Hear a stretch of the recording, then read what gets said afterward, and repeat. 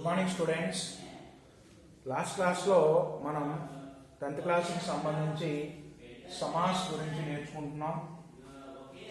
Last క్లాస్లో సమాస్ వాటి కొన్ని examples 10th class textual examples ఏవైతే ఉన్నాయో సమాస్కి సంబంధించి టెక్స్టువల్ ఎగ్జాంపుల్స్ ఏవైతే ఉన్నాయో అవి నేర్చుకున్నాం. ఇప్పుడు समास के प्रकार गुరించి నేర్చుకుందాం. समास 6 मुख्य भेद हैं. समास के 6 मुख्य भेद हैं. समास के 6 मुख्य भेद हैं. समास 6 రకాలు, ముఖ్యంగా 6 రకాలు. ఒకటి अव्ययीभाव समास.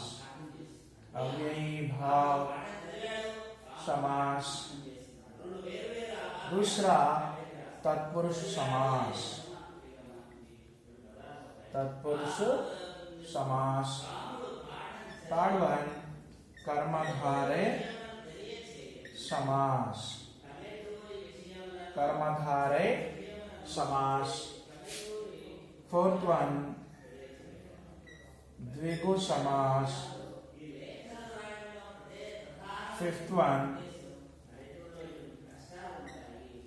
द्वंद्व समास. सिक्स्थ वन बहुव्रीहि समास. बहुव्रीहि समास. समास 6 రకాలు. ఒకటి అవ్యయీభావ సమాస్, తత్పురుష సమాస్, కర్మధారయ సమాస్, ద్విగు సమాస్, ద్వంద్వ సమాస్, బహువ్రీహి సమాస్. ఓకే, ఇప్పుడు మనం వీటిని క్లియర్గా ఒక్కొక్క టైప్ గురించి మనం నేర్చుకుందాం.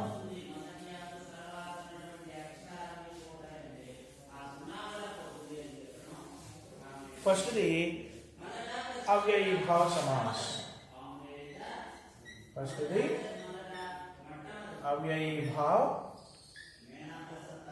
समास. फर्स्ट अव्ययीभाव समास. जिस समास का पहला पद अव्यय, जिस समास का पहला पद, जिस समास का पहला पद अव्यय तथा अव्यय तथा प्रधान हो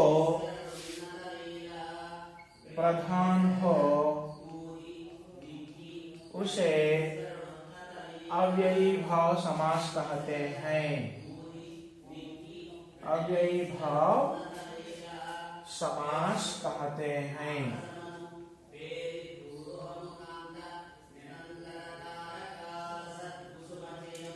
अव्ययीभाव समास कहते हैं. जिस समास का पहला पद, ఏ సమాసం యొక్క మొదటి పదం అవ్యయంగా ఉంటుందో మరియు ప్రధానంగా ఉంటుందో దాన్ని మనం అవ్యయీభావ సమాస్ అంటాము. ఇంకో కీ పాయింట్స్ వచ్చేసరికి పహలా పద్ छोटा होता है. पहला पद छोटा होता है. తర్వాత पहला पद उपसर्ग होता है. उपसर्ग,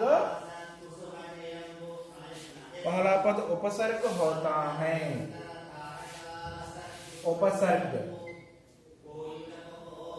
उपसर्ग होता है. అంటే ఈ అవ్యయీభావ సమాసాన్ని మనం ఐడెంటిఫై చేసేటప్పుడు మొట్టమొదటిగా మనం గుర్తుపెట్టుకోవాల్సిన అంశాలు రెండు. ఒకటి పహలా పద్ ఛోటా హోతా హై, మొదటి పదం చాలా చిన్నదిగా ఉంటుంది మరియు ఆ మొదటి పదమే ఉపసర్గగా కూడా ఉంటుంది. ఫర్ ఎగ్జాంపుల్స్ కొన్ని చూద్దాం. కొన్ని ఉదాహరణలు చూద్దాం. प्रतिदिन,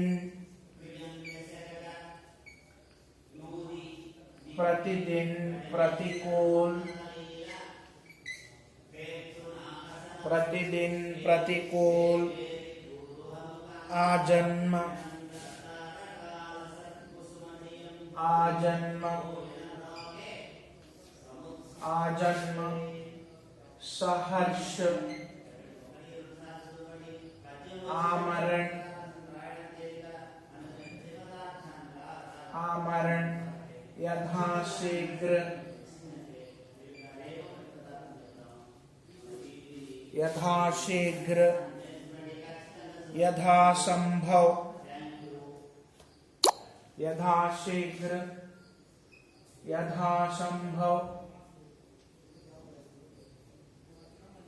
आदि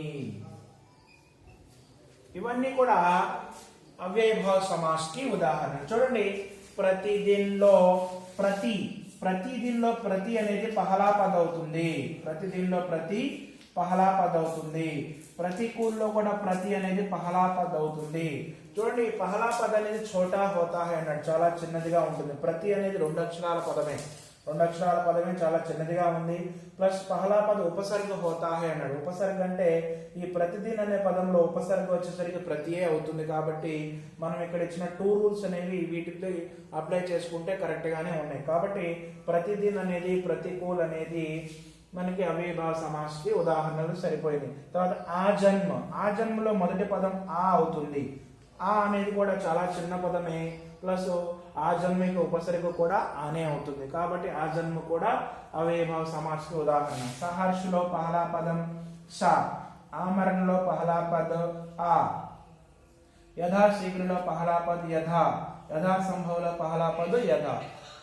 ఓకే, ఇవన్నీ కూడా ఈ అన్ని పదాల్లో మొదటి పదం సా, మొదటి పదం ఆమరణలో మొదటి పదం ఆ, యథాశీఘ్రలో మొదటి పదం యథా, యథా సంభవంలో మొదటి పదం యథా. ఇవన్నీ కూడా చిన్న చిన్న పదాలే. ప్లస్ ఆ పదాలకి ఉపసర్గలుగా కూడా ఇవి ఉన్నాయి. కాబట్టి ఈ ఉదాహరణలన్నీ అవ్యయభావ సమాసానికి ఉదాహరణలని మనం గట్టిగా చెప్పొచ్చు. తర్వాత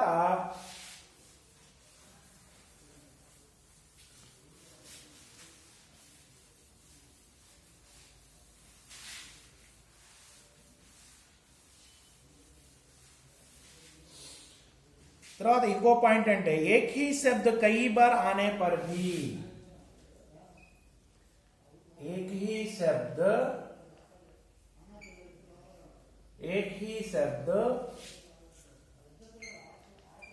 कई बार आने पर भी, एक ही शब्द कई बार आने पर भी अव्ययीभाव समास होता है. अव्ययीभाव समास होता है. अव्ययीभाव समास होता है.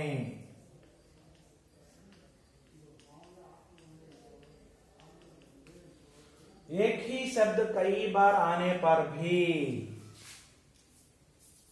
एक ही शब्द कई बार आने पर भी అంటే ఒకటే పదం కई బార్ మరలా మరలా రిపీటెడ్ గా రావటం, వచ్చిన పదాలను కూడా మనం అవ్యయభావ సమాసాలుగా మనం గుర్తించవచ్చు. ఫర్ ఎగ్జాంపుల్,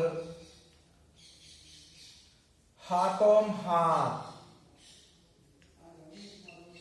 हाथों हाथ, दिनों दिन, हाथों हाथ, दिनों दिन, घर घर, हाथों हाथ, दिनों दिन, घर घर, रातों रात, रातों रात,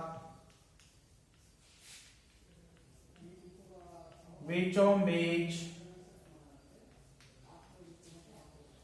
बीचों बीच, गांव गांव आदि.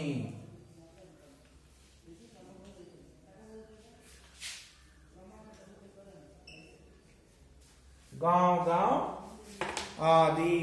ఓకే, ఈ విధంగా एक ही शब्द कई बार आने पर भी अव्ययी भाव समास कहते हैं. ఓకే, ఒకే శబ్దం, ఒకే పదం మరలా మరలా రావటానికి వచ్చిన పదాలని కూడా మనం అవ్యయీభావ సమాస్ అంటాం. ఫర్ ఎగ్జాంపుల్, హాతోం హాత్, హాత్ అనే పదం 2 సార్లు వచ్చింది. దినోం దిన్ 2 సార్లు వచ్చింది. దిన్ అనే పదం ఘర్ ఘర్ 2 సార్లు. పునరుక్తి శబ్దం అంటాం. ఇప్పుడు మరలా మరలా రిపీట్ అయ్యే పదాలు, రిపీటెడ్ వర్డ్స్ అంటాం. వీటన్నిటిని కూడా మనం అవ్యయభావ సమాస్ కింద మనం లెక్క కట్టవచ్చు. ఓకే ఓకే ఓకే స్టూడెంట్స్, ఇవాళకి ఇంతవరకు మీరు బాగా పర్ఫెక్ట్గా నేర్చుకోండి. మనం ఏం చెప్పాము ఇవాళ? సమాస్ యొక్క టైప్స్ చెప్పుకున్నాం. సమాస్లో మొదటి టైప్ అయినటువంటి అవ్యయభావ సమాస్ గురించి క్లియర్గా చెప్పుకున్నాం. మిగతా 5 టైప్స్ గురించి నెక్స్ట్ క్లాసెస్లో చూద్దాం. ఇవాళకి ధన్యవాద్. నెక్స్ట్ క్లాస్లో ఇదే టాపిక్తో కలుద్దాం.